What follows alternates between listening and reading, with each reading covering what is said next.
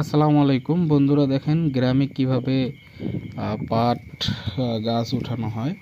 তো এগুলো মূলত পাট গাছ এবং এগুলো উঠে নদীতে বা পুকুরে ফেলানো হবে, তারপর কাজ করা হয়। তাই যে দেখেন পুরাটাই পাট গাছ এবং এগুলো এভাবে কেটে কেটে লাইন করা হচ্ছে, আপনাদের মাঝে শেয়ার করতেছি। তো এটা রংপুর বিভাগের কোনো এক গ্রামে, ঠিক আছে।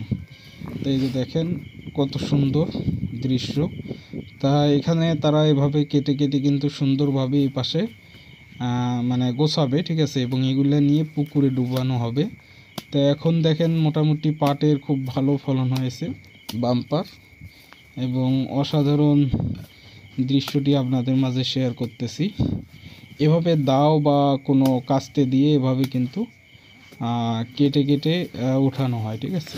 অর্থাৎ পাট গাছটা গোড় থেকে কেটে দেওয়া হয় এবং সুন্দরভাবে সাইজ করে এক পাশে এভাবে এরকম রাখা হয়। এই যে দেখেন ওইদিকে আরও মানুষ কাজ করতেছে, এভাবে সুন্দরভাবে বোঝা করা হয়, ঠিক আছে। তা আপনাদের মাঝে এই সুন্দর ভিডিওটি শেয়ার করতেছি। অবশ্যই আমাদের ইউটিউব চ্যানেলটি সাবস্ক্রাইব করবেন নিয়মিত এরকম ভিডিও পেতে হলে।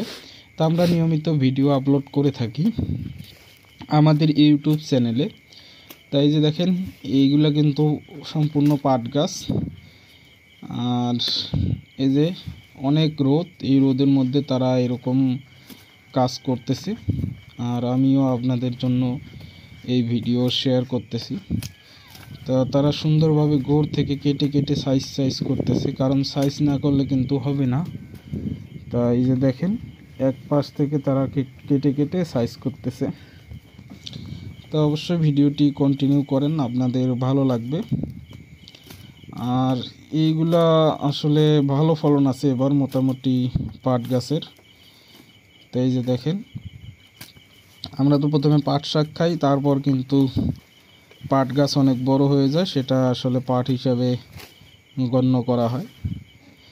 আর এটা কিন্তু প্রথমে যখন ছোট ছিল তখন পাট শাক হিসেবে গণ্য করা হয়েছিল এবং মানুষ খেয়েছিল। এই যে দেখেন, তো এটা জমিটা অনেক দূর, ওই পাশে এরিয়া। তা আপনাদের মাঝে যতটুকু পারি শেয়ার করলাম। তো অবশ্যই আমাদের ইউটিউব চ্যানেলটি সাবস্ক্রাইব করবেন নিয়মিত এরকম ভিডিও পেতে হলে। সবাই ভালো থাকবেন। আসসালামু আলাইকুম।